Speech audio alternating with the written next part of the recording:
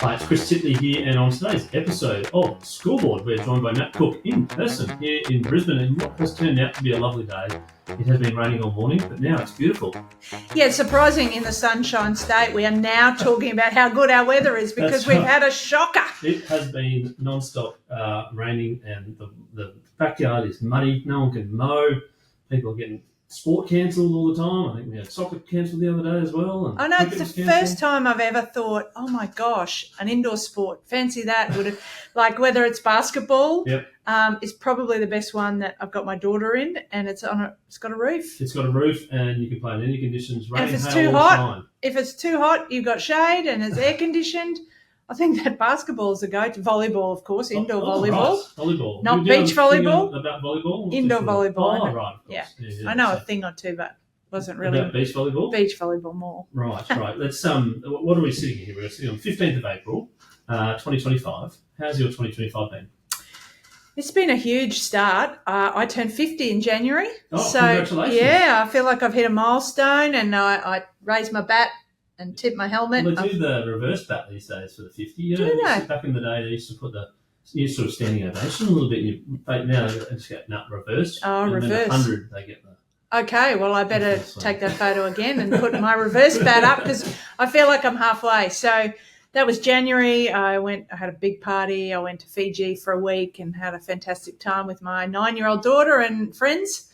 And then, as we know here in Australia, business doesn't start till February. Kids go back to school. Melbourne Cup to Australia, sort of thing. Yeah, kind of. It's a long time, actually. It's like I get the Northern Hemisphere summer, right? So it's our version. February was off to a cracking start, getting everything ready for March delivery, and then Alfred hit. So the world sort of turned upside down I had a big golf day prepared for the Aussie Athlete Fund, and the women's professional golf was back at Sanctuary Cove, and they were going to, the Curry Webb Cup was going to be delivered, and Curry was staying to play in our golf day, and so much going on, and then Alfred hit. So not so good. Mm-hmm. We've spent the last sort of month trying to readjust for some of the things that were supposed to happen in that March time. But otherwise, things look good. Post-Olympic years are always a recalibrate, reboot, even after I've retired. It's been Rio. I went to London. Yep. Then I went to Rio as an athlete liaison and didn't get to Tokyo because of COVID. Went to Paris, spent 3 months in Europe going to the Paris Games and also the Paralympics for the first time. So I do run my life in Olympic cycles, and I feel like 2025 is absolutely a recalibration, a reset, and a reignite year towards the end of the year. So I've got a few months up my sleeve. But a little bit of a different reignite year because with huge announcements happening in Brisbane for 2032. So not exactly just to sit back and 3 years to go. You're heavily involved in 2032 and some big announcements this year, only recently too. Yeah, well, it's been an interesting 6 months coming out of the back of Paris, and we've had a new IOC president announced, the first ever female out of Africa, swimmer, gold medalist. Zimbabwean, yep. Kirsty Coventry. She has also been chair of our coordination commission for Brisbane 2032 back into the IOC. So she's a very good friend of everyone here in Brisbane 2032. So we're very happy about her appointment as a president. We've got a new Australian Olympic Committee CEO, Mark Abib, was a sport minister federally as well. So that changed. We've seen a local government change into David Crisafulli as the Premier, Tim Mander as our Sport Minister, Jarrah Blay obviously is the DP, and that's the trio that sort of sit across Brisbane 2032. And then, of course, we're now heading into, in 3 weeks' time, a federal election. Ah, yes, May the 3rd. Yeah, so all of this coming together is sort of a reset after Paris in our Olympic world. And for Brisbane 2032, after the 100-day review, the local government's 100-day review, we now have a venue, opening ceremony venue. We now have a new National Aquatic Centre for swimming, diving, water polo and artistic swimming. So there's so much excitement there. Hockey got a win with a new legacy venue at the Gold Coast. The tennis centre has had another smaller stadium that's going to be built with 10 to 12 new tennis courts for the games. So there's plenty, and it's been spread out throughout and the state as well. The state. Yes, so Rocky. There's a little bit of potential sort of, hello, we're here, how are we going to get involved? Yeah, so Townsville have got some, they were having some football, soccer preliminaries. They've now got some windsurfing, some sailing. Mackay and Cairns, should we have cricket, have now been earmarked for some cricket. Rocky's got the rowing. Yep. Maryborough, big winner. The archery. Yep. No, sorry. I was thinking of Mooloolaba. No, Mooloolaba. Sunshine Coast has got the Maroochydore Hub and the Cultural Centre. Yes. Maryborough is going to be a standout with the archers coming into town. So any of the venues that weren't mentioned were because when they were in the initial bid document, they were put in the right place, obviously. So beach volleyball on the Gold Coast and some of the other venues that obviously I'm biased towards beach volleyball and knew where that was going. But mountain biking on the Sunshine Coast, some of that wasn't brought up because it was already in its right spot. Now, you're one of the most enthusiastic people talking about the Olympics that I've ever heard in my life, and you're a 5-time Olympian. What is it so special about the Olympics? Well, I was 8 when I had the dream. I was born in Townsville, and my mum was an infant swim teacher, and my dad was a semi-professional footballer for Crystal Palace. So I was sort of had a bit of that sporty gene. I was going to be a sports person, not through them pushing, but just because I grew up in that environment. They always wanted me to be outside, and I was a swimmer at the time when I saw the 1982 Commonwealth Games on TV. And at that point, I saw Lisa Curry get out of the pool, put her Aussie tracksuit on, gold medal round her neck, singing Advanced Australia Fair. And I said, I want to do that. And at the time, I thought, obviously, as a swimmer. I then played every single sport, which is why I'm so passionate about the green and gold in every sport. I tried to play cricket. You couldn't as a girl. So I played Vigoro. I did skateboarding, taekwondo, BMX, everything you could imagine. Every athletics event, every swimming event, and fell in love with the sport of volleyball through a trip to America and Canada. And then as it evolved in beach volleyball on the mat for the Olympics, I obviously went into the 2-man game on the sand. I just have loved it ever since I was 8. I love the striving for excellence. I love the being better every day. I love the strategy. I love the physicality and trying to win. I think I love winning. You're a competitive person. Yeah, very competitive. Everything, board games, first in the door, first to brush your teeth, first into bed with my 9-year-old. You're shoving out elbows, get out of the way. Hurry up. Some of it is a motivator to try and get her to move into bed a bit faster. But, there's always a how do you make it better mentality in everything I do, which is very competitive. And the connection with sport and why sport is so important? Well, it's health. It's good for your health to move your body mentally and physically. It's good for your health. You can't learn the skills that we need in life anywhere better than on a sporting field. You learn respect for your opposition, yourself, the rules. You learn to win and to lose. The 2 different mechanisms there. You learn to be in a team environment, even if you're an individual athlete. So sometimes our swimmers always say they're in a team because it's the team of dolphins, or a tennis player has a team with a coach and trainers. So you're always learning to interact and have respect and try and be better. And I think sport helps us in every single way. And most people these days say, oh, can you teach my child resilience? I mean, the only way, you can't buy resilience off a shelf. You can't go and get it at the supermarket. The only way to learn resilience is to fail and get back up. And I think sport teaches you that. It doesn't matter how good you are.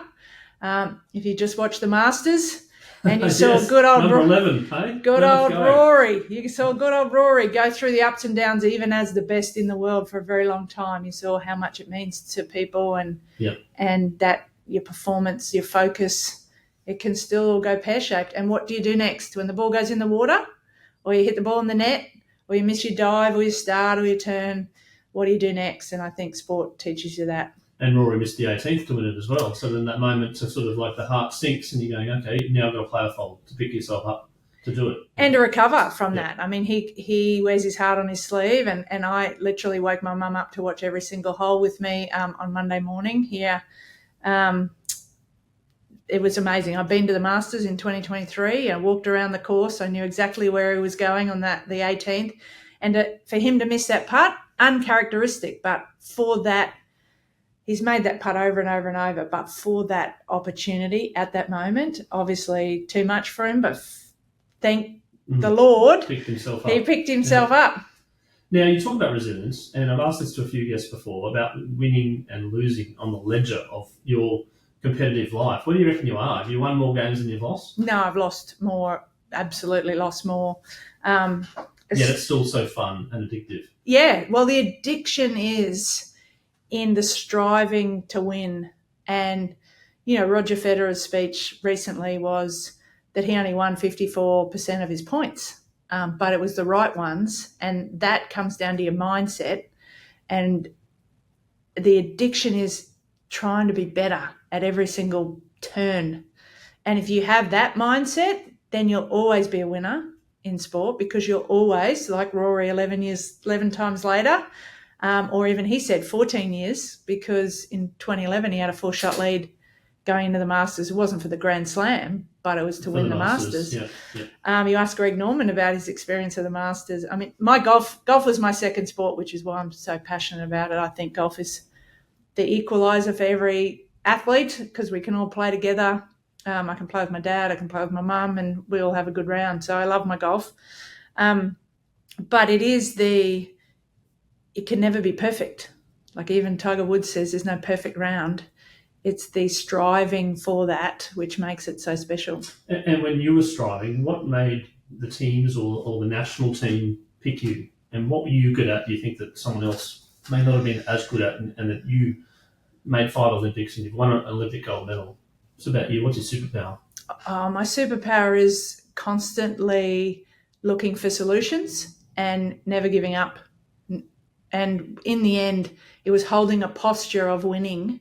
So winning, I try and teach my athletes or anybody I talk to in business or life today, is winning isn't on the scoreboard. Winning is in your mindset, your attitude, your posture. And I want to be able to look at my 9-year-old daughter on the soccer pitch or in the taekwondo arena or playing tennis, and without looking at the scoreboard, think she's winning. Now, how do you display that? That's an attitude, it's a posture. And shoulders back, head up, smile, breathing. If you watch Rory still couldn't breathe after he won. It was that intense for him and overwhelming. So managing your breath, managing the situation, that was my superpower. Being 10 points down, and you could look at me and go, wow, she's winning. Oh, no, she's not. Even though it took a lot to get to that point, a lot of training mentally, building the belief, backing the training, and being able to win even if the scoreboard wasn't showing that is pretty special. So what someone saw in me back in the beginning, I was 18 years old, the best beach volleyballer in the country at the time. Her name was Anita Palm, and she was looking for a partner for the 1996 Olympics, the first time it was in the Games, and she came into a venue at QE2 Stadium, and I was playing indoor volleyball, and she saw a couple of hundred girls playing, and she picked me. So I think it was my attitude, my posture, my never say die, discipline, fight for the ball, even if we weren't winning. You mentioned about no such thing as being perfect, and improving all the time. Were you a person when you maybe prepared really well and things didn't go your way, you sort of beat yourself up and sort of stewed on the moment for a bit, or do you learn over time that things don't go your way, but that's okay, keep going?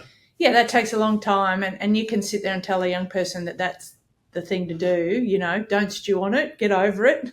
But until you actually feel it and go through it and understand what happens if you do stew on it, the result and the probable outcome, if you've stewed on it, is often not going to help you. You have to be able to release it. It takes a lot of practice. You have to feel it. You can't push the emotion aside, so express it. Sometimes that's in anchors, which is a fist pump, a clap, a slap of the... Or the other way around, a slam of the sand or something. Yes, yeah. Or you move your foot. You find a trigger to release that. And then it's gone. And then it's gone. It's hard. I reckon it'd be really hard. It's hard. sometimes for us, we had sunglasses to wipe, we had sand to get off us, we had lines to clean. So you'd find something that I knew that if Kerry was walking, took her sunglasses off and wiped her brow, she was getting rid of something emotionally. And so you give her the space. And I knew there were other times we'd have to go over and high five and re-engage energetically to keep her head up. And she knew what she had to do to help me. So not only do you have to help yourself, but now you got to look for your partner in a game of two-a-side beach volleyball. But sometimes you've got to go through that. In the beginning, I wasn't as good at it. I'd get angry, I'd get frustrated, I'd drop my head. And they were skills just as important as the dig, set and spike, and you had to practice them in training and in competition. I was going to say about the physical preparation, the skills, the reps they talk of, but then also the mental side of things. And you've also got a partner to deal with, so you're in it too. How important was it for you to keep your head right during those key moments and key competitions in regards to mental strength? I think that was a difference in Sydney. So in Atlanta in 96, Kerry and I came third, and I personally went through a mental implosion. I couldn't dig myself out of the hole I created really early on in the semi-final.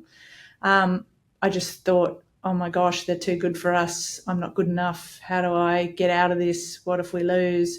All of the negative emotional thoughts. And then had to build myself back up for the bronze medal. Fortunately, I did. There's a whole lot of story behind that, but Kieran Perkins was behind. Watching someone be successful helps. So Kieran won the 1500 metre freestyle from the lane 8 when Daniel Kowalski had qualified lane 4, and no one thought Kieran could do it, and his performance and then his speech after was enough to kind of put the wind back in my sails. Yeah, so obviously having Kieran winning and putting the wind back in my sails enabled me to get back and win bronze the next day in Atlanta. We'd played 3 American teams along the way. We had another US team for the bronze, and that boxed them out of winning a medal. So they weren't very happy with us. Brazil came first and second, and we came third. And then because of the implosion mentally I'd had against Brazil in the semi-final, I knew there was some big work to be done. And it wasn't about dig, set and spike. It was about that 6 inches between your ears. And I found a success coach. His name was Keurig Ashley. We'd had the volleyball coach technically. And I said, Steve, it wasn't technically a problem. It was mentally. So we found Keurig Ashley, the success coach for the mind. And he would come to the side of the court and he would stand there. And every time I dropped my shoulders when I did something wrong, he would kick me in the butt energetically or physically, tell you to lift, tell you to pull your shoulders back. I said, but I just hit it out. He said, that's okay. If you don't stand up we talked at the front of the pod about posture. He said, if you haven't got the good winning posture, how are you expecting to win the next point? Because you've just sent your head into the sand, which is what I did in Atlanta. So we were constantly head in the sand, head out of the sand. And the quicker I could do that meant the better recovery for the next point.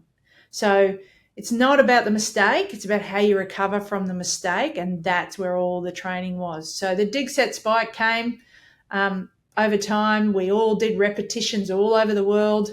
And it's what we did with the 6 inches between our ears that mattered. And Keurig trained us to release that quickly, release it with triggers. I would rub my Olympic ring underneath my ring, which was get rid of that. You focused on what's next, which is getting to Olympic finals and winning Olympic medals. So, did you realise how big the moments were in your head, or were you just in the zone? Kerry and I both dealt with things differently. She called it a glass cone of silence, like Maxwell Smart. Whereas I was like in a symphony orchestra and I was orchestrating. By the time I got to Sydney, I was orchestrating the crowd. Whereas in Atlanta, I felt suffocated. But all of the training with Keurig was to look up, shoulders back, and really manage my own emotions through orchestrating the crowd. So if the crowd cheered, I would get them to cheer louder. If they booed, I'd get them to boo louder. And it didn't matter which country we were in. It was all about managing and orchestrating energy. So Kerry would stay really narrow focus. I would talk to the referee, the crowd, and get really good at narrowing back in for the point. But if I stayed too narrow, I would start to tell myself too many stories and implode in. You really have to understand your own personality and find the best ways forward for yourself. And not everyone in the team's the same. So we had to respect each other's differences. And I tried not to throw rocks at Kerry's glass cone, because otherwise that would shatter and then that wouldn't help her. That would upset the chemistry as well. And then the enormous emotion of winning the gold medal, your dream after Atlanta. What were the feelings? I mean, it's probably a question you get asked 1,000 times, but I'm interested. Was there more, like a bit like Rory yesterday? You didn't really know what to say. Yeah, I viscerally felt Rory's pain on every single shot that, and I'd say to him, put your head up, I'd be yelling at the TV, right? Because I genuinely, when someone's on the line for a Grand Slam and, Tiger Woods was the last one to do it 25 years ago, you want to see him, it means so much to him. He felt it? Oh, absolutely. He was getting like, oh my goodness, I'm here, as opposed to like, don't worry, it's just another part. No, he didn't. That we could tell by the 4 double bogeys that he wasn't in that. And what it meant to him, asking Jack Nicklaus the weeks before about how to play every golf shot, and the fact that he could ride his emotions, it meant every single thing to him. So for us, the same thing going into Bondi. You're in front of a home crowd. We took 10 days to try and understand the home crowd vibe, because when Pat Rafter taught us that when you're in a home event and make a good shot, the roar is amazing, like nothing you've ever heard. But when you make a bad shot, it's like suffocating. Like everyone goes, oh. It's like the golfing holes, the 16th at Phoenix, is it? Or 17th? Yeah, like absolutely. If you miss the green, you're a boo. That's right. All the way, there's big cheers, right? That's right. I think someone got a hole in one recently. So managing that within your own head, it's loud enough, but now you've got everyone else to do that too. So we had to manage that in Bondi. So by the time we got to be fair, our gold medal match was the semi-final, which was the same one 4 years earlier. So if we knew if we won that, we were better off. We were silver or gold. If we'd have lost that, we were back in the same spot, and we weren't going to do that 4 years. Like I remember looking up at the sky in Bondi when we were 3-0 down in the semi-final. The Brazilian team had come out on fire with 3 aces. And I remember looking up to the sky going, not today. This is not happening again. And sort of dug in. And I think we won 15-6. We smashed them, played really well. We focused in. And then, of course, you wake up the next day and you've got to get into your gold medal match against the number 1 Brazilian team. And different game plan, different strategy, different techniques, all of that had to come into play. So we knew we were the underdog. The Brazilian team, we'd played 17 times and only beaten once. We, on paper, shouldn't have won. But we'd been building this posture and belief and strategy with all of our coaches that they hadn't seen before. And it delivered absolutely magically on the day. All the stars aligned. We were behind a lot of the way, but we kept our shoulders back and our head up, and we just kept digging our heels in, and we were not going to let anything get in the way of our fairy tale. That morning, did you visualise winning? I didn't sleep. I visualised the whole night. So you close your eyes and you try and get to sleep would have been a good thing, but I could just... Did you wake up? Well, not wake up, because you barely wake up and go, that was a shit sleep. Well, ironically, that's not a good preparation. That's right, not a good preparation. But at that point, it didn't matter the sleep. The adrenaline kicks in. There's 2 philosophies. You focus on your strengths, which rise the tide, or you go in and you try and fix your weakness, which will rise the tide, right? So we were all a philosophy of strength. So the repetition in our head was our strongest shots and our strongest plays and our strongest strategy. And then, ironically, Kerry and I both had recited winning speeches. We didn't know. We're laying in the bed tossing and turning, and I didn't want to try and wake her, and she didn't want to try and wake me. You wrote them down? No, we're just in our head. It's like, who am I going to thank? Okay. What we're going to win this thing.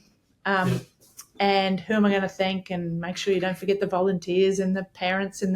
So I'd recited the winning speech as well as the strategy we were going to do, and it just felt like we were destined to walk the path. So it was pretty special.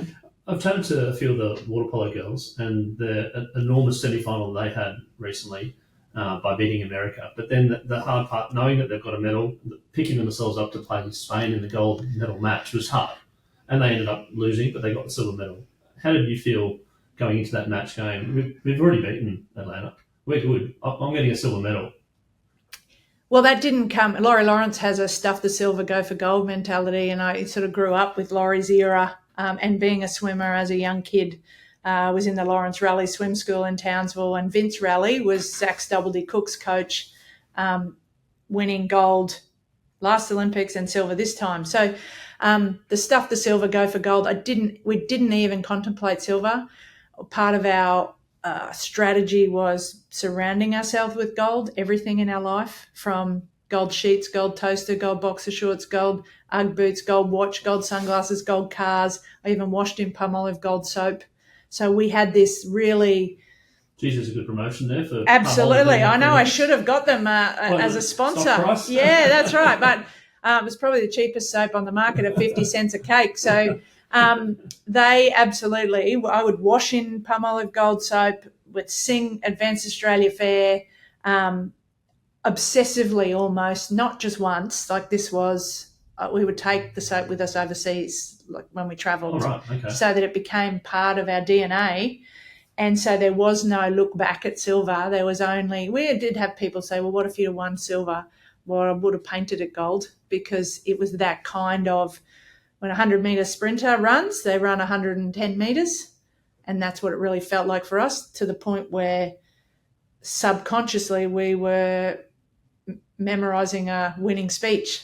So we weren't going to worry about the putt that fell short or the ball that fell short. It was, okay, well, that's what happened. What do we do next? And there was no thought of, we'd worked too hard. We'd 4 years between Olympics. There wasn't time to go, oh, well, we'll go next year. That's the hard part of the Olympics as well. That's right. NRL games next week. Next year, next season. No, none of that. Like 4 years to get ready, to keep your mind, body, spirit, and your finances. Like, it's not cheap to represent Australia in sports where there's no financial gain. And so you're like, no, got to do it now. And ultimately you put that urgency on it, and you lift yourself up to a level of excellence in every single action. And we just went for it. Going to touch on the finances now. Aussie Athlete Fund, something that's deeply passionate for you, and helping athletes empower themselves in terms of fundraising and getting support from people. I'd love to deep dive into it.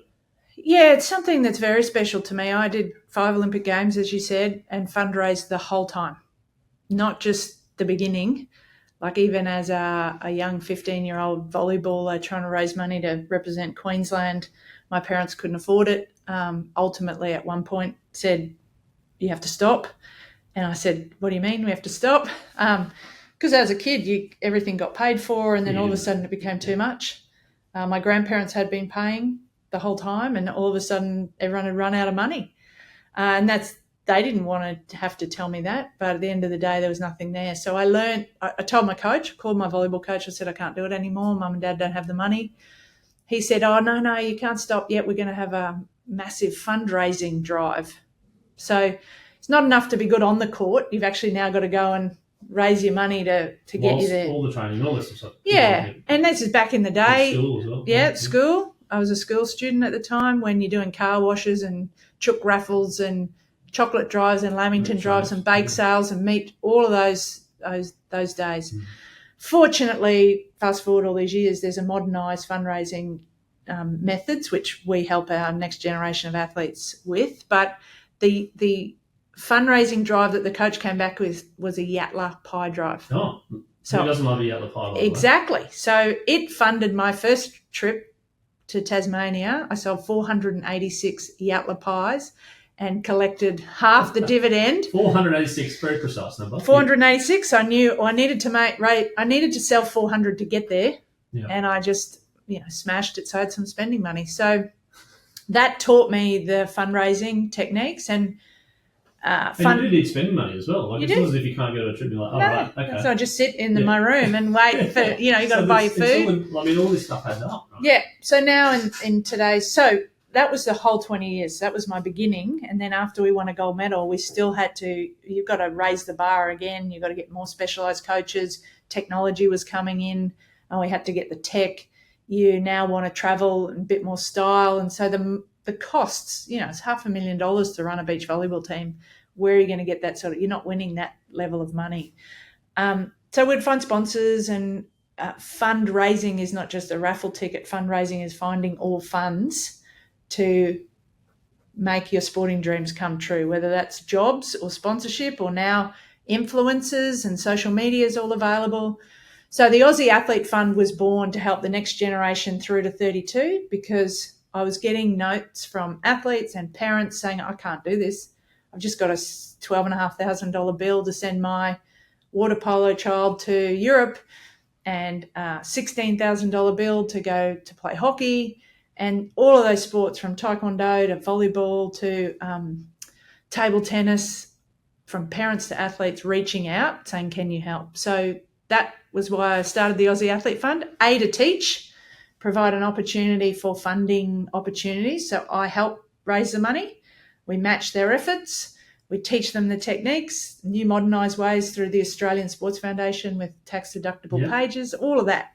So that's what we do. And corporates are involved, and philanthropists are involved, and small business owners that want to just help an athlete get through to not only Brisbane but beyond. And grassroots sports are very expensive as well, from just a participation point of view. I always thought to myself, would there be a billionaire or someone out there that would fund that? With inflation and whatnot, it becomes a sort of a bit of a situation where you give it up.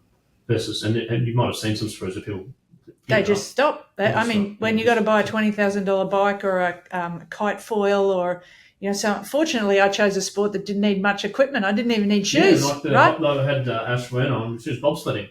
Well, that costs a lot of money for your sled, and not only for the sled, but to transport the sled. Transport, the logistics of it all. And if you're a pole vaulter, you have to send your pole. Your poles sometimes cost more money than your ticket on the plane.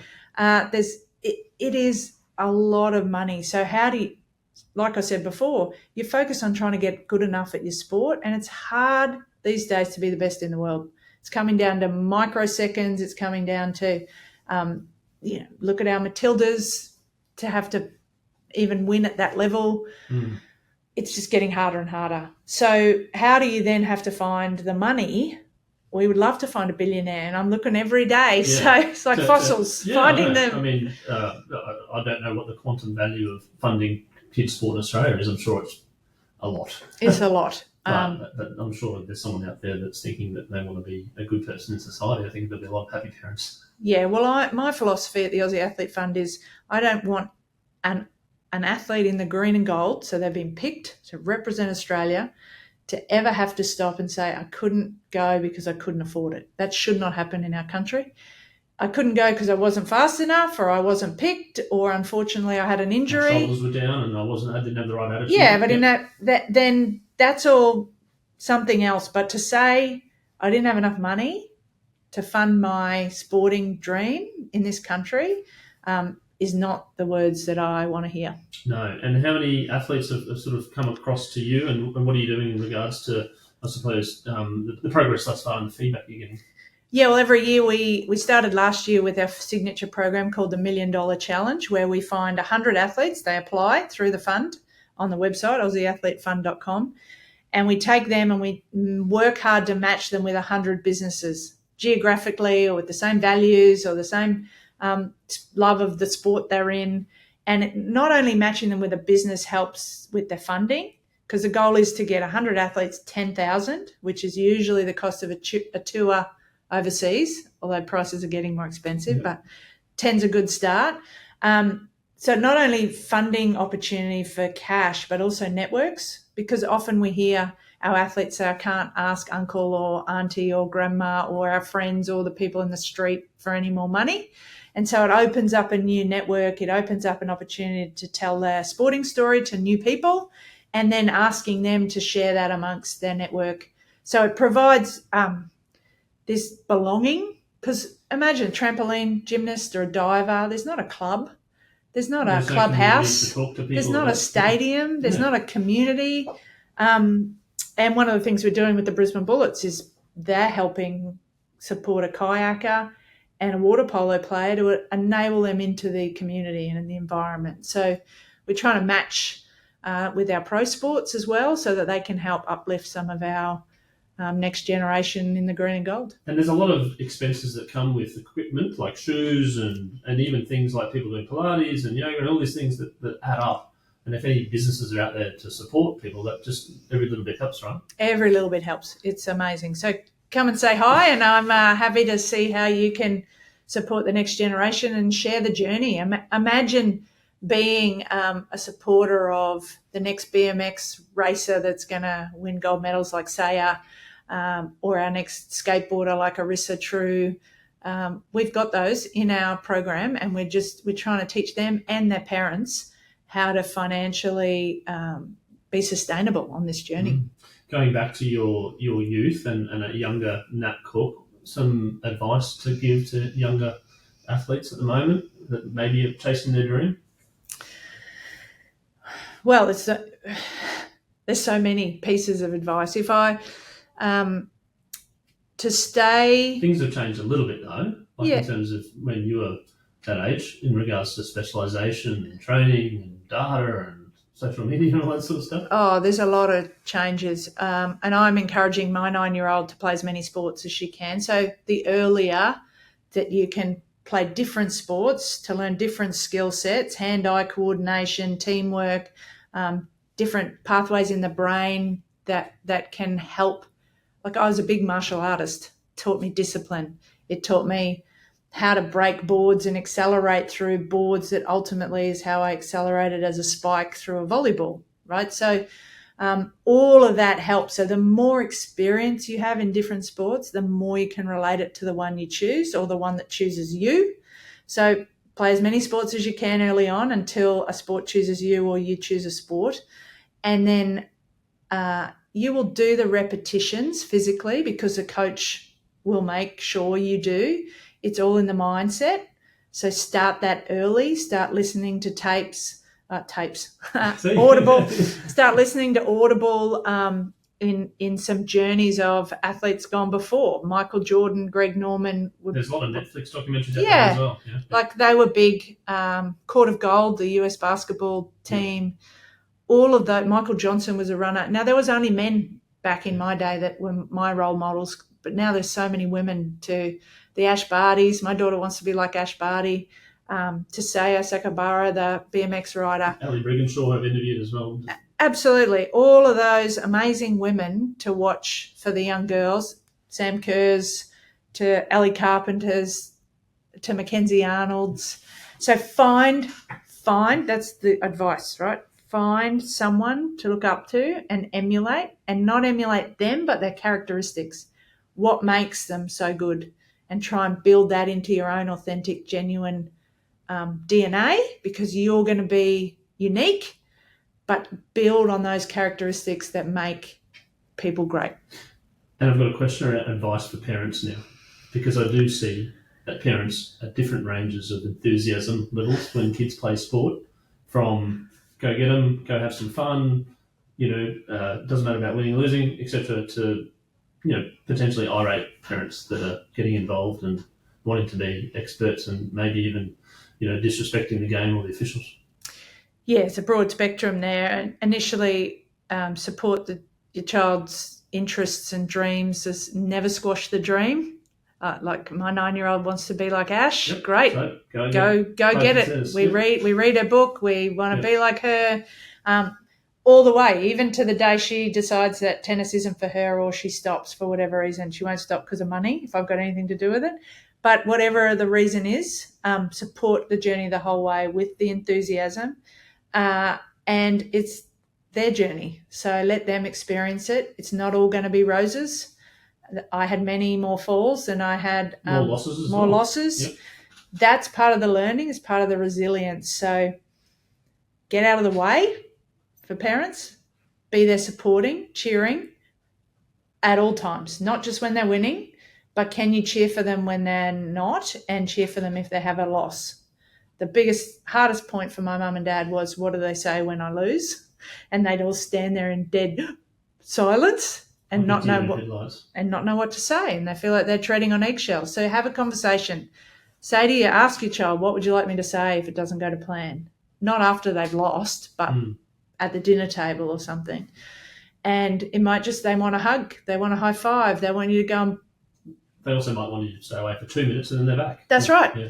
Or, they want a special piece of food, a hamburger or something, right? It's just, all of that is what it's going to take. It's a long journey. It's a marathon, not a sprint. And just be there to support. Good. 2 more questions. One is the scoreboard moment, which is a moment in your life which is pretty defined. You can take a Minty's moment, you can take a Kodak moment, and that it sort of changed or pivoted your life, and it's something very vivid. Well, it is called the scoreboard, right? And I do mention that I said winning isn't on the scoreboard, it's in the mind. But if you take it to the scoreboard, it was our gold medal win, the last point. It was a game, it's a best of 3 sets. We'd won the first set, first to 12. So it changed the rules, ironically. So I'm going to go there on, they changed the rules for the final of the Sydney 2000 Olympic beach volleyball to be best of 3 sets. We'd never played best of 3 sets. We'd only ever had 1 set. We were on a different score to what it is now in the modern day.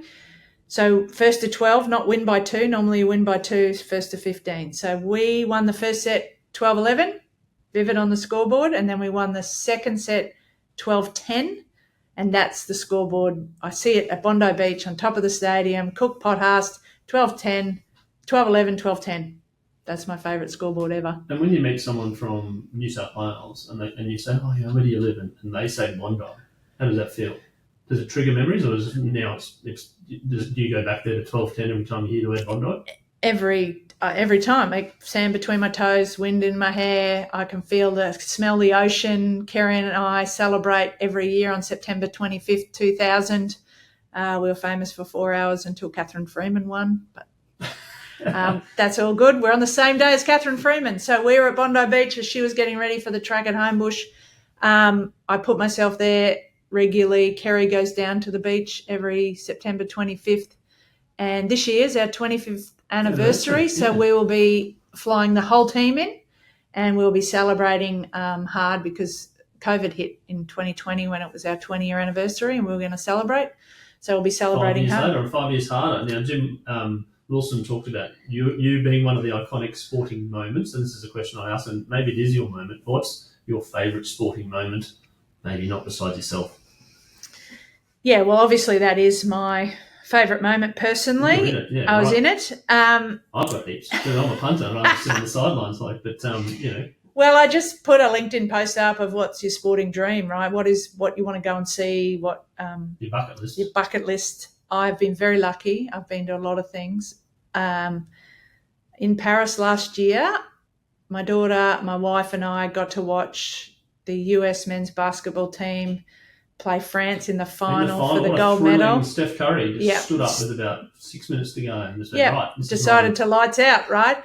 LeBron James had his gold shoes on. Now, you heard the story about gold, and the gold, my gold stuff. Shampoo and all that stuff. All of that. Yep. So my daughter knows that story, has everything in the house. We still have gold as remnants of our time. Just need to start a brand with gold something. That's right. Gold to you. We'll buy it. That's what we should do. That's exactly what we did. Buy everything, and all my friends did. The point is, so LeBron came out with gold shoes.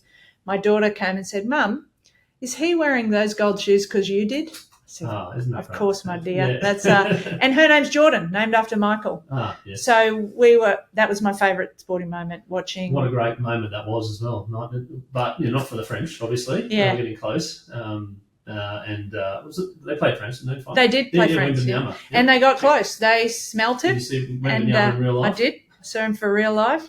To be that close in those big moments. What a great sporting moment. Nat Cook, thank you so much for being on Scoreboard today, and I appreciate you coming in person, telling your story from your early days to the various Olympics to how you're helping athletes now. Looking forward to keeping in touch, following the progress of the Aussie Athlete Fund, and for those out there, support where you can. Thanks, Chris. Love the scoreboard. And yeah, I'd love to get our next generation of Aussie athletes maybe with me on the next podcast we do and see what their scoreboard moments are. Yeah, I agree. Let's do it. Okay, high five.